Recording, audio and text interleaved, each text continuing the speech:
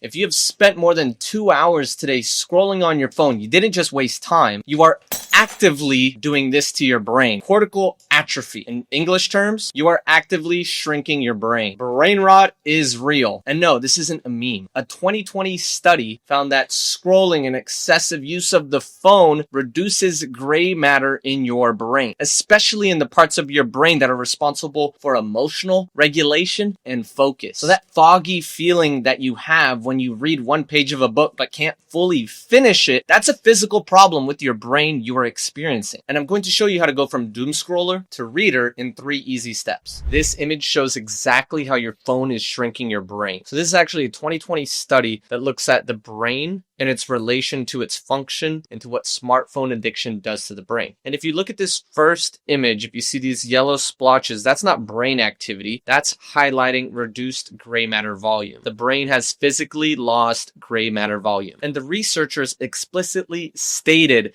that all these changes in the brain look very similar to those who have addictions to drugs. But this second image is what should really scare you. And it shows that as time goes on, as you continue to scroll, we have a negative correlation. It only gets worse the more you scroll. Every extra hour of scrolling is shaving off how your brain can perform and its ability to just focus and be better. And the spot that they really focus on showing the reduced gray matter volume is the ACC, where we see a lot of impulse control is there, cognitive control is there, behavior inhibition will tell us a lot about addictive behavior. So it's about in center and the insula. That's where we have a lot of emotional regulation. If this isn't developed, if it's not as strong, you're not going to have very good discipline. That's why people scroll and they really can't stop. So think of your brain in this area as like a brake pedal. The better this is, the more you could actually stop scrolling and hold off. And my perspective as someone who's a speed reading and memory coach, a lot of the people that I work with, they are trying to replace their doom scrolling with reading. Let me talk a little bit about the after results. After people replace scrolling with reading, they're able to sleep better at night. They had better focus. They're just overall happier because books give you a slow drip of dopamine, which is a good thing, versus scrolling just gives you a high, hard spike and then you're going to crash later. That's not sustainable. So I was telling my guys when they're getting off of the scrolling, like, dude, look, you're not dumb. You're just in withdrawal right now. They're struggling with reading, but your brain is throwing a tantrum when you really, really want to scroll, when you are having trouble reading. You need to power through it. Most people just give up. So that fidgety feeling when it's hard for you to be bored, that's your brain throwing a tantrum for more dopamine. So here's how we stop the bleeding. Phase number 1, make it ugly, which is get your phone. My phone's charging. I don't have it with me. And make it black and white. You could do a setting where you could like click a couple times and then it turns black and white. And this helps keep the developers of these phones from being able to gamify the phone experience so you stay on it longer. So make sure to turn on grayscale and turn your $1,000 mobile supercomputer phone into a 1950s grayscale TV. Remember, the colors are engineered to keep you hooked. So 1, we attack the first part of the addiction, the hook, the trigger. And I'll tell you as a memory coach, your brain is wired to like spot the color red, spot these colors. Ooh, so much dopamine. You don't even realize is being pulled out of your brain. The next thing is banning your phone from the bedroom. So if we look at when you are more suggestible, especially people that understand hypnosis, you looking at your phone first thing in the morning and last thing before you go to bed, you are in alpha brainwave state, going straight to your subconscious and unconscious. Read the book, Pre-Conscious Processing, if you don't believe me. Like, people are just addicted. You need to decide, are you actually here to change? You will do this. If not, you're addicted, then okay, cool. You're just watching this video to lie to yourself. I don't do that. And if you really want to, I like to set the alarm, throw the phone across the room or right outside the room so I hear the alarm, or just buy a cheap alarm clock to wake you up if you really need to. All right, and here's our next phase. Now that you've detoxed a little bit more with dopamine, it's jumping into what you're going to read. I wouldn't recommend a very difficult read. We need an easy, pleasurable read for you to start to get into it. So just think of the most exciting book you could read. I don't care if it's a comic book, dude. Just find something that would be the bridge for you to then read the difficult books that you really do see helping you grow. So again, to summarize, you need a bridge book that will help you transition from doom scrolling to easy reads to more difficult reads that are very rewarding. And the last phase is embrace the boredom. Too many people are not letting their brain reset, and you being bored helps your default mode network, which is where your mind wanders, which is where where ideas come from, which is why you're like meeting people that are so creative. They just have ideas pop out of them. But if you don't have boredom, the fertilizer for your mind, most people always have to be stimulated. That's not going to develop. If you look at the top books on focus, they mention you need more boredom. Isn't that crazy? The top books on the neuroscience of focus say you need to be bored more. So important. I'll just sit in my backyard, or if I'm in away mode, I don't do anything. I'll just sit there. If you really want to, if that's really hard for you, I'll have you do this. Get a piece of paper out, and while you're doing this boredom thing, anything that pops out of your mind that seems significant, write it down, and then just go back right to sitting. And if everything interesting comes out, write it down and do that until you get there. Okay, so that's a really good bridge because, again, focus. There's a book called Hyperfocus. There's a book called Focus by Harvard Business Review. There's the book Flow by Mihai Csikszentmihalyi.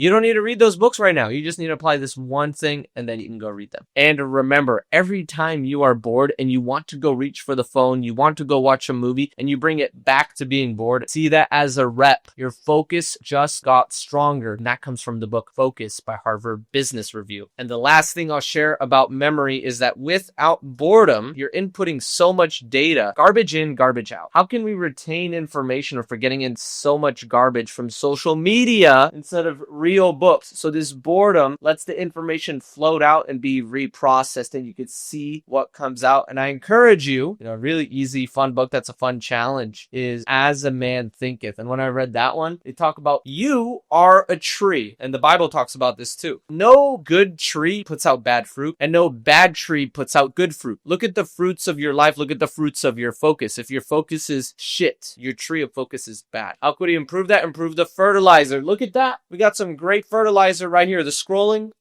awful fertilizer. It's killing you. So bring in the next 12 months with amazing, crazy focus. Rewire your brain to just be stronger. Again, I love reading this stuff because this is what inspires me to develop my focus, to be stronger. Because at the end of the day, we kind of interpret our better focus is a stronger muscle. We'll probably be bored more. We'll probably read more. So I would love to hear in the comments what your bridge book of choice is. And if you need help choosing a book or learning how to speed read, follow me here. I'm so excited we could be friends and be connected virtually online.